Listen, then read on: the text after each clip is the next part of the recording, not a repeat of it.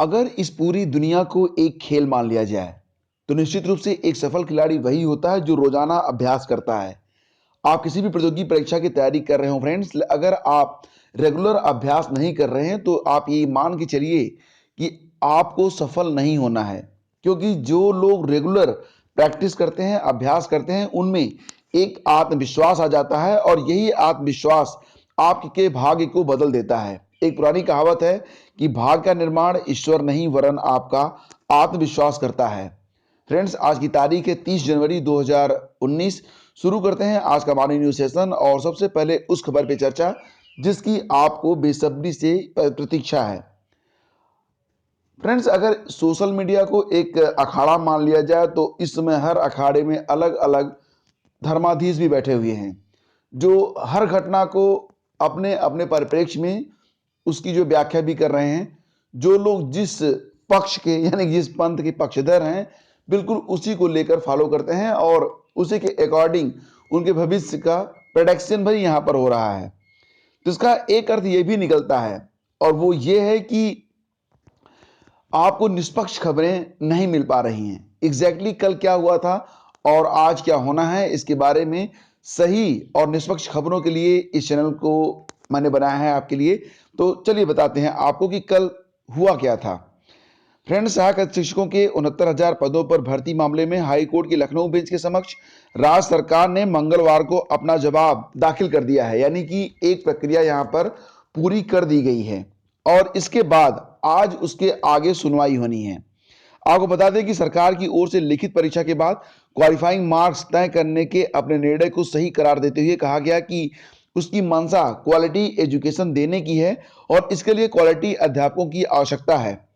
सरकार का यह भी कहना था कि 25 जुलाई 2017 को सुप्रीम कोर्ट ने करीब 1,37,000 शिक्षा मित्रों की सहायक शिक्षकों के रूप में नियुक्ति को रद्द करते हुए उन्हें 2 बार भर्ती में वेटेज देने की जो बात कही है उसका अर्थ यह कतई नहीं है कि मेरिट से समझौता किया जाए।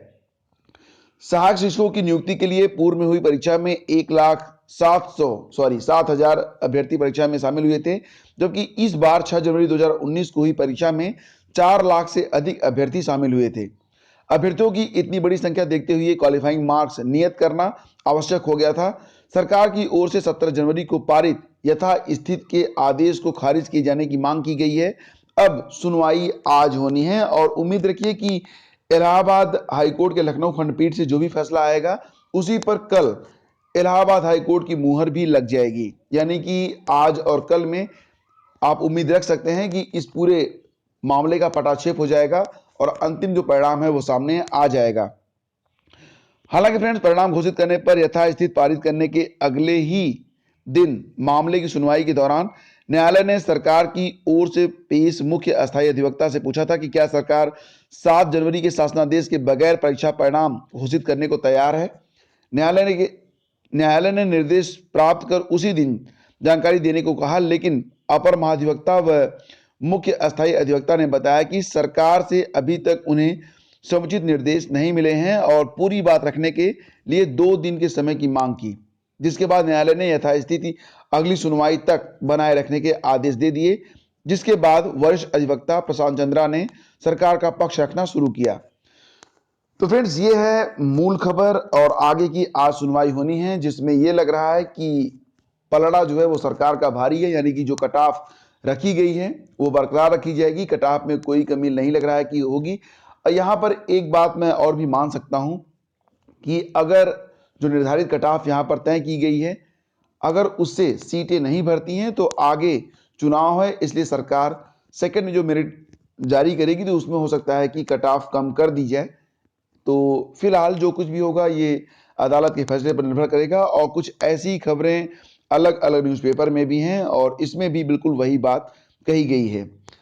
तो फ्रेंड्स, थोड़ा सा इंतजार कीजिए, आज शाम तक आपको सारे डिसीजन जो भी अदालत लेगी वो सुनने को मिल जाएंगे और उसकी सही व्याख्या आपको इस चैनल पर जरूर मिलेगी। बने रहिए हमारे चैनल पर। और अब बढ़ते हैं आगे। फ्रेंड्स, यहाँ पर न्यूज है कि स्टेनोग्राफर परीक्षा के प्रवेश पत्र अपलोड।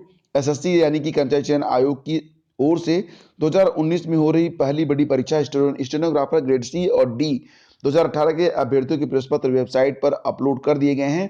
कंप्यूटर मोड से परीक्षा 5 फरवरी से शुरू हो रही है और इसके लिए एसएससी के मध्य क्षेत्र के अंतर्गत 1,29,020 अभ्यर्थियों को शामिल किया गया है। परीक्षा उत्तर प्रदेश और बिहार के कुल 17 जिलों में कराई जाएगी, जबकि कुंभ मेले के चलते प्रयागराज में कोई केंद्र नहीं बनाया गया है। स्टेनोग्राफर ग्रेड सी और डी की लिखित परीक्षा 5 से 7 फरवरी तक 2 पालियों में होगी। पहली पाली जो होगी वो सुबह 10 से 12 और दूसरी दोपहर 3 से शाम 5 बजे तक होगी। यूपी और पटना में कुल 65 केंद्र बनाए गए हैं, जिसमें सबसे अधिक 18 केंद्र लखनऊ में हैं, क्योंकि लखनऊ में अभ्यर्थियों की सबसे अधिक 28,869 संख्या है इनकी। सबसे कम 1,321 अभ्यर्थी अलीगढ़ में है। एसएससी ने अभ्यर्थियों से कहा है कि प्रवेश पत्र वेबसाइट www.ssc-cr.org पर उपलब्ध हैं, जिन्हें डाउनलोड कर आप प्रिंट निकाल सकते हैं। सभी केंद्रों की तैयारी की समीक्षा भी एसएससी की ओर से शुरू कर दी गई है। मध्य क्षेत्र के क्षेत्रीय निदेशक राहुल सचान ने बताया कि परीक्षा ऑनलाइन होनी है, इसीलिए तकनीकी रूप से भी तैयारी मजबूत रखने के निर्देश दिए गए हैं। 418 प्रशिक्षित स्नातक शिक्षकों को कॉलेज हुआ आवंटित। हालांकि न्यूज पुरानी है, लेकिन ये न्यूज आपको ये बताएगी कि जो भर्तियां होती हैं, जो रिक्रूटमेंट होता है, वो किस नियम के तहत होता है और कौन कौन से नियम इसमें रेगुलेट किए जाते हैं। फ्रेंड्स, मामला था प्रदेश भर के अशासकीय सहायता प्राप्त माध्यमिक कॉलेजों के लिए हिंदी विषय के 418 प्रशिक्षित स्नातक यानी कि टीजीटी टीचर्स का और चयन किया गया है। अब एक बात मैं यहाँ पर और भी स्पष्ट कर दूं कि एलटी ग्रेड और टीजीटी दोनों ही समकक्ष होते हैं। एलटी ग्रेड से जहाँ पर राजकीय जो होते हैं विद्यालय, वहाँ पर शिक्षकों की नियुक्ति होती है, तो वहीं पर जो टीजीटी की परीक्षा कराई जाती है, तो उससे अशासकीय सहायता प्राप्त जो माध्यमिक कॉलेज होते हैं उसमें अध्यापकों की नियुक्ति की जाती है। दोनों ही समान पद माने जाते हैं। यह चयन वर्ष 2013 के सापेक्ष किया गया था, क्योंकि चयन बोर्ड ने हिंदी विषय में जितने पदों का विज्ञापन जारी किया उससे कम पदों के शिक्षकों का चयन हुआ था। हाई कोर्ट में चुनौती दी गई थी। कोर्ट ने कहा कि चयन बोर्ड को पद घटाने का अधिकार नहीं है। ठीक है, तो मतलब जो चयन बोर्ड है वो पद को नहीं घटा सकता है, इसलिए अवशेष व रिक्तियों से अधिक पदों के लिए चयन करके उन्हें कॉलेज भी आवंटित किए गए हैं। चयन बोर्ड ने वर्ष 2013 में प्रशिक्षित स्नातक शिक्षक हिंदी विषय का विज्ञापन निकाला था और चयन सूची में अभ्यर्थियों के पद घटा दिए थे। संजय कुमार सिंह बनाम उत्तर प्रदेश राज्य व अन्य मामले में हाई कोर्ट ने 28 नवंबर 2018 को आदेश दिया। इसमें कहा कि चयन बोर्ड का पद घटाने का अधिकार नहीं है, यानी कि जो पदों की संख्या होती है जो निर्धारित की जाती है उसको चयन बोर्ड नहीं घटा सकता। चयन बोर्ड का कार्य क्या है? चयनित करना, बस। तो फ्रेंड्स, ये थी आज की खबरें और अब चलते चलते कर्तव्यनिष्ठा और थोड़ी सी एक मजेदार खबर मैं आपको बताता हूं। देखिए, 33 साल बाद किया गया 45 रुपए का तगादा। पूरी खबर आपको भी थोड़ा सा हंसने को मजबूर करेगी। मामला था गिरी इंस्टीट्यूट ऑफ डेवलपमेंट स्टडीज यानी कि गिड्स को। तो 45 रुपए की वसूली की याद 33 साल बाद उन्हें आई। इंस्टीट्यूट द्वारा जिन पर बकाया राशि निकाली गई, अब वह गैर प्रांत के शैक्षिक संस्थान से रिटायर्ड भी हो चुके हैं।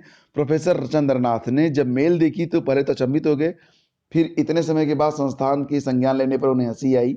मामला था कि अलीगंज के सेक्टर ओ में केंद्र और राज्य सरकार के द्वारा शोध संस्थान गिड्स संचालित है। साल 1986 में जब संस्थान किराए के परिसर में संचालित किया जा रहा था, तब यहाँ से प्रोफेसर चंद्रनाथ रे ने पीएचडी किया था उन्होंने। 29 जनवरी 2019 को प्रोफेसर को संस्थान की ओर से मेल आया। इसमें कहा गया कि पीएचडी के दौरान आपके द्वारा एक book peasant movement in India north Bihar 1917 से 1942 इश्यू कराई गई थी, जिसकी कीमत 45 रुपए है। प्रोफेसर रे पर किताब के 45 रुपए बकाया मतलब होने को बताया गया है और जल्द ही जल्द इस किताब को भी जमा करने के बारे में बात की गई है। एक्चुअली फ्रेंड्स, इंस्टीट्यूट की ओर से प्रोफेसर रे से बकाया राशि जमा कराए जाने के लिए बकाया बैंक का ब्यौरा भी भेजा गया। संस्थान द्वारा यूनियन बैंक का खाता नंबर देते हुए भुगतान के लिए कहा गया है। और यहाँ पर जो निदेशक हैं गिरी इंस्टीट्यूट ऑफ डेवलपमेंट स्टडीज के, उन्होंने कहा कि प्रोफेसर रे हमारे भी बहुत अच्छे जानने वाले हैं। उन्होंने हमारे यहाँ से पीएचडी की थी। लंबे समय से कुछ किताबें मिसिंग थी जो ऑडिट में पकड़ में आई। कई लोगों को रिकवरी ईमेल भेजा गया है, इन्हें भी ईमेल चली गई होगी, मैं उनसे बात कर लूँगा। तो फ्रेंड्स, ये थी आज की खबरें और बाकी की जो न्यूज़ अपडेट होगी उसे लेकर मैं समय समय पर आपके पास आता रहूँगा। और एक बात और भी आपको बता दें कि अब लोअर पीसीएस और यूजीसी नेट दोनों की तैयारी बहुत ही सही तरीके से करवाई जाएगी इस चैनल पर। तो अगर आप लोअर पीसीएस जिसका आयोजन यूपी ट्रिपल एससी के द्वारा किया जाएगा, अगर आप इस परीक्षा की तैयारी करना चाहते हैं तो बने रहिए हमारे चैनल पर। अगर आप पहली बार आए हैं हमारे चैनल पर तो प्लीज़ आप चैनल को सब्सक्राइब करके बेल आइकन को प्रेस कर लीजिए, और जो हमारे पुराने व्यूवर हैं उनसे ये रिक्वेस्ट है कि वो अपने बेल आइकन को चेक करें। अगर नोटिफिकेशन नहीं आ रहा है तो बेल आइकन को जरूर प्रेस करें। बहुत बहुत धन्यवाद, मिलते हैं आपसे अगले वीडियो में। तब तक के लिए नमस्कार, जय हिंद, आप सभी का दिन मंगलमय हो। God bless you all.